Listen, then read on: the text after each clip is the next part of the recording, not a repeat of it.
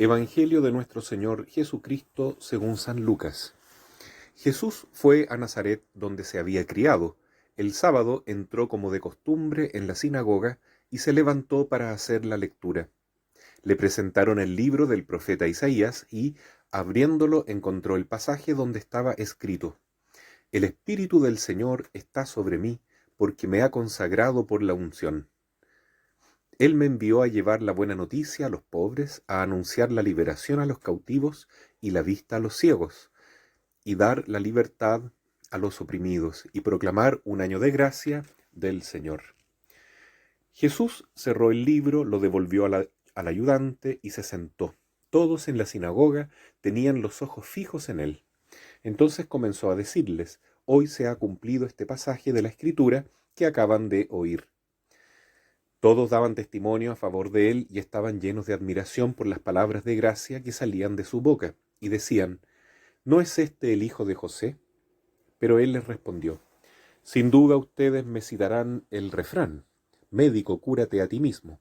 Realiza también aquí, en tu patria, todo lo que hemos oído que sucedió en Cafarnaún.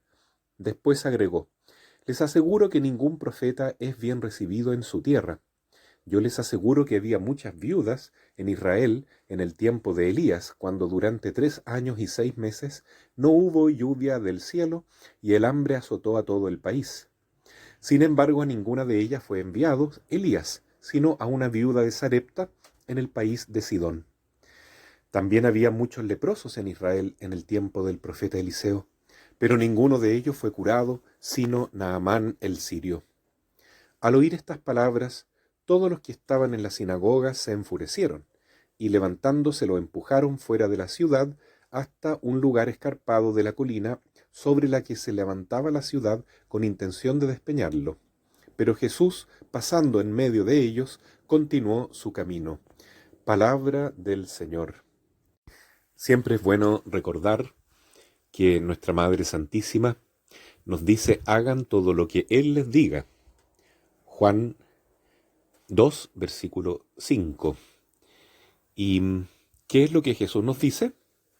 Todo lo que está en la palabra de Dios, porque Él es el verbo de Dios. Él es la palabra viva de Dios, que queda esclarecida en la Sagrada Escritura, tanto en el Antiguo como en el Nuevo Testamento. Entonces, no es de extrañar que repita en sus apariciones recientes de Medjugorje lo mismo: hijos, lean la palabra de Dios, es decir, hagan todo lo que Él les diga. Pero no basta con conocer la Escritura. También Satanás conoce la Escritura, al revés y al derecho, y así se atrevió a tentar a Jesús en el desierto, citando textos sagrados. No basta con conocer la Escritura, es necesario creer en la palabra, es necesario cumplir lo que dice la palabra. ¿Quién es mi madre? ¿Quién es mi hermano? ¿Quién es mi hermana? Dice el Señor. Es aquel que escucha la palabra de Dios, que conoce la palabra de Dios, pero que la pone en práctica. Eso es fundamental. Querer creer es entonces hacer todo lo posible por amoldar nuestra vida de acuerdo a la enseñanza del Señor. Pero para eso hay que tener humildad.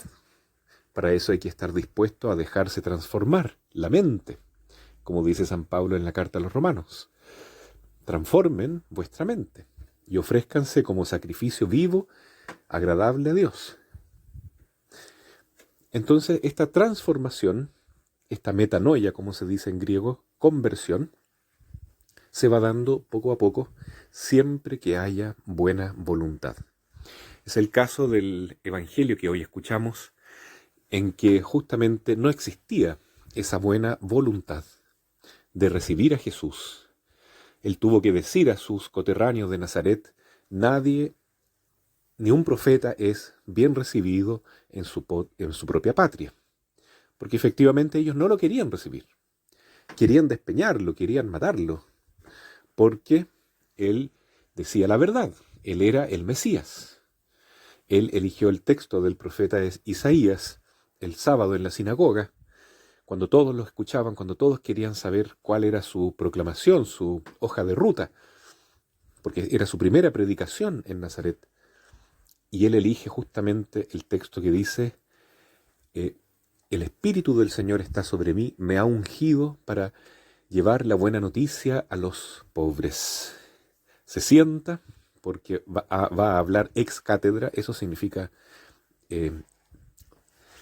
hablar sentado en la cátedra del verdadero maestro, y dice simplemente: hoy se ha cumplido lo que acaban de oír. Ellos quedan admirados, pero no quieren creer. Entonces se preguntan: ¿quién es este si no es acaso el hijo del carpintero? Todos lo conocemos. ¿Cómo puede ser que ahora se las dé de profeta? ¿Y por qué no hace los mismos milagros aquí que hace en Cafarnaún para que podamos creer en él? Pero Jesús no obra milagros cuando hay falta de fe.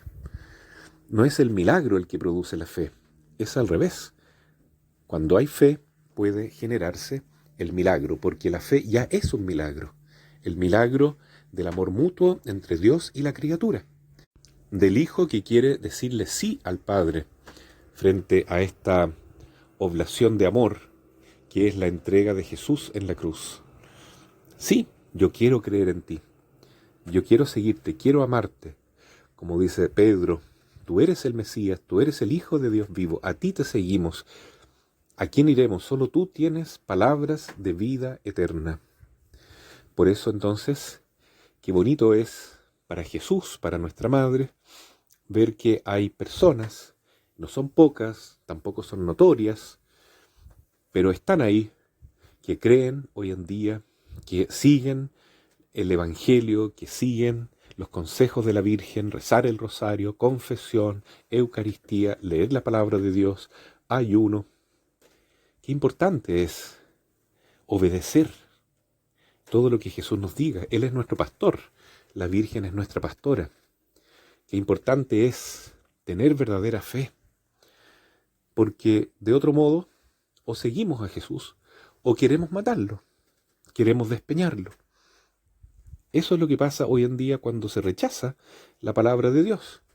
Surgen tantas ideologías que matan a Jesús en los más débiles, en los niños que están por nacer, en los viejitos que se quiere eliminar con la eutanasia, en la inocencia de los niños que no se quieren educar con fe, con principios cristianos, sino con ideologías perversas como la educación sexual integral, la ideología de género, etc., destruyendo la inocencia, la pureza infantil, no queriendo conducirla hacia la verdad de la virtud, de la pureza, de la castidad, que es importantísima, desde la infancia. ¿Por qué se quiere destruir la imagen de Cristo en el alma de los pequeños? ¿Por qué se quiere destruir la vida de los inocentes? Porque si no hay fe en Cristo, entonces viene el demonio, nos tienta y nos hace creer en Él.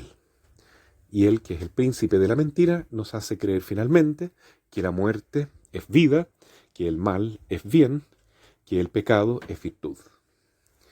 Por eso, lejos de nosotros, ponernos orgullosos y decir: ¿quién es este que me viene a predicar a mí? Pero si yo lo conozco. ¿Quién es este pobre sacerdote, este pobre pariente, este niño, este joven que está hablando la palabra de Dios? No importa de quién venga la palabra, quién sea el mensajero. Lo que importa es el mensaje. Lo que importa es que tengamos la humildad de reconocer a Jesús cuando nos habla, cuando se dirige a nosotros, y lo vamos a saber muy bien en nuestra conciencia. Ojalá no digamos como los nazaretanos: este es simplemente el carpintero.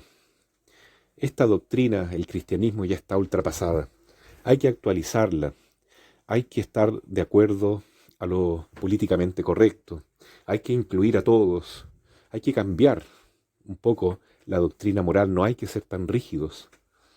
Todo eso es negar a Jesús. Es querer despeñar a Cristo. Es querer matar la verdadera doctrina, la verdadera fe, la verdad que es Cristo mismo.